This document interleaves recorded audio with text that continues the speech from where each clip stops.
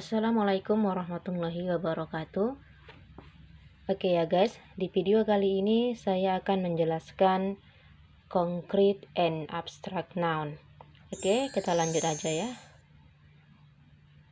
Yang pertama sekali, concrete noun atau kata benda berwujud. Nah, concrete noun atau kata benda berwujud adalah kata benda yang memiliki wujud, di mana wujudnya dapat dilihat, diraba, dipegang, dan sebagainya oleh panca indera kita. Contohnya, Adi, Leni, ini nama orang. Jol, emas. Silver, perak. Paris, Jakarta, nama kota. Book, buku. Bag, tas. Table, meja, dan sebagainya. Nah, concrete noun atau kata benda berwujud dapat dibedakan menjadi 4 bagian. Yang pertama di sini proper noun, common noun, kemudian material noun, yang terakhir adalah collective noun. Oke, next. Untuk yang pertama, kita akan membahas proper noun atau kata benda nama diri. Proper noun adalah kata benda yang menunjukkan nama orang, nama geografis seperti nama negara, benua, kota, sungai, tempat, gunung, nama sekolah, nama perusahaan, nama kebangsaan, nama agama, nama hari, dan bulan. Ciri khusus dari bentuk ini adalah selalu diawali dengan huruf kapital dalam penulisannya. Oke, contoh-contoh proper noun adalah sebagai berikut. Di sini yang pertama, nama orang seperti Alex, Reza, Adi, Raka, Arman, etc. dan lain sebagainya. Kemudian nama kota seperti Medan, Padang, Jakarta, dan Bandung. Nama sekolah atau instansi seperti Airlangga University, Indonesia University, dan lain sebagainya. Kemudian nama laut seperti Hindia Ocean, Red Sea. Nama agama seperti Islam, Kristiani, Hinduisme. Sementara nama negara seperti Indonesia, Malaysia, India, dan tentunya masih banyak lagi contoh-contoh yang lain. Catatan, proper noun, kata benda nama diri, tidak boleh diawali dengan kata sandang, artikel en maupun de. Misalnya, di sini contohnya, The Randy is my brother. Nah, kata sandang The Randy is my brother ini adalah salah. Kalimatnya tidak boleh memakai the. Yang benar adalah Randy is my brother. Begitupun contoh yang kedua, The Surabaya is a big city. Salah kalimat ini karena pada kata Surabaya memakai artikel the. Kalimat yang benar adalah Surabaya is a big city. Bagian yang kedua atau bagian B, common noun atau kata benda umum. Maksudnya di sini kata benda biasa yang selalu hadir dalam kehidupan sehari-hari atau yang biasa kita lihat dalam kehidupan sehari-hari.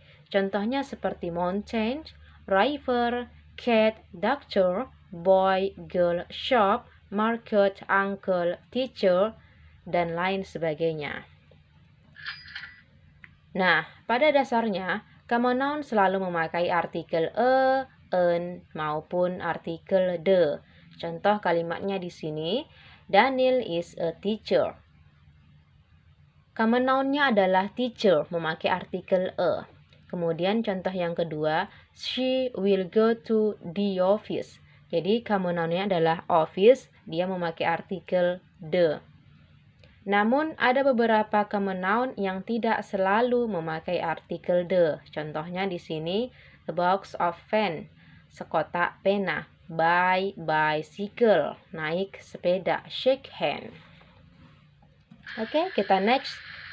Nah, pada catatan, apabila sebuah common noun tidak memakai artikel atau kata sandang, maka common noun tersebut akan memiliki arti yang luas dan bahkan artinya akan berubah dari makna yang sebenarnya.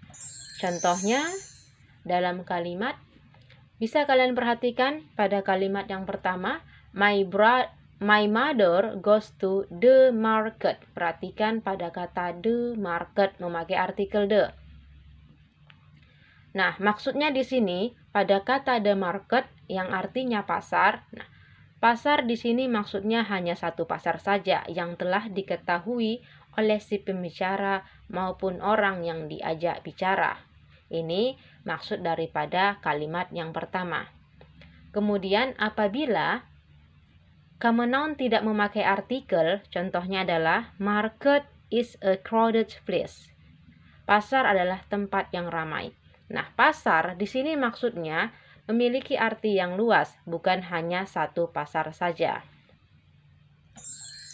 Oke, next. Yang ketiga atau bagian C adalah material noun atau kata benda materi.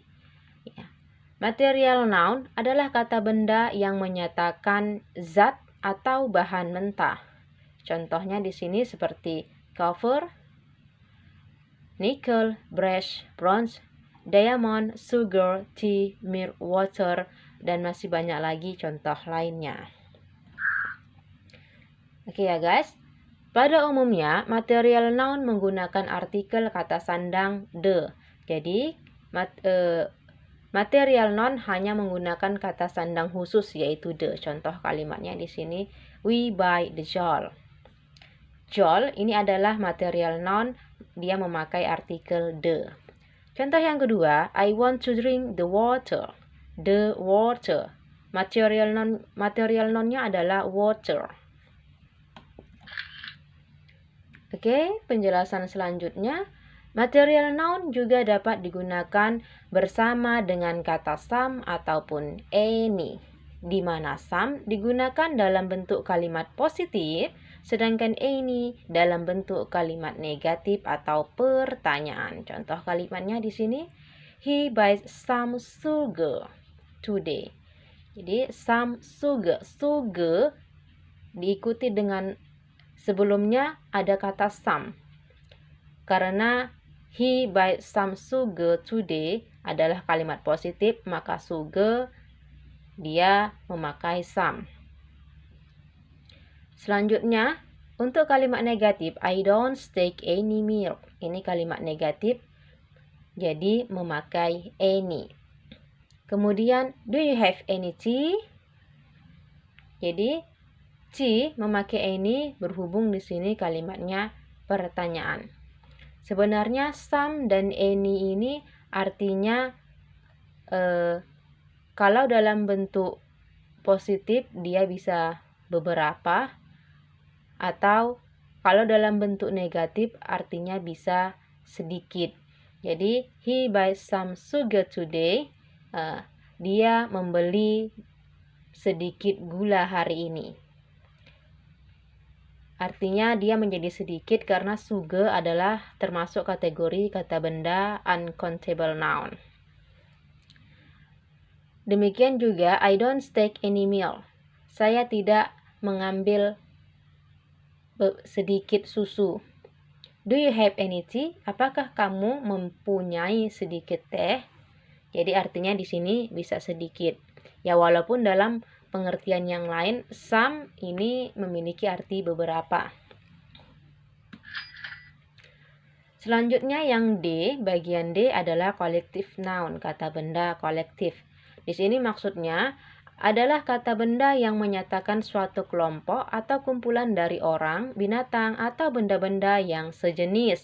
Contohnya di sini class, fleet, cattle, people, audience, swarm, team, trough, committee, constellation, dan lain sebagainya. Nah, pada umumnya collective noun digunakan dengan artikel ataupun kata sandang atau en.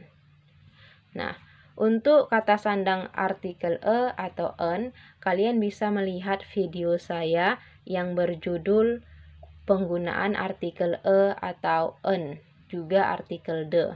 Jadi nanti kalian bisa putar video tentang penggunaan artikel en maupun the. Oke, kita balik ke materi ya. Kita balik ke materi. Contohnya di sini a troop of soldiers, serombongan tentara. Kemudian a fleet battleship, searmada kapal perang. Ini contohnya ya.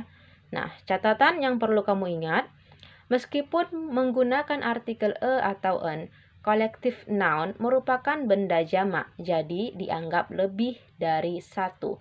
Ya, sekalipun dia ada artikel e ataupun en, collective noun ini tetap dianggap sebagai benda jamak, akan tetapi dia bisa dibilang satu kesatuan yang utuh. Misalnya seperti satu tim, satu kelas, itu satu kesatuan yang utuh.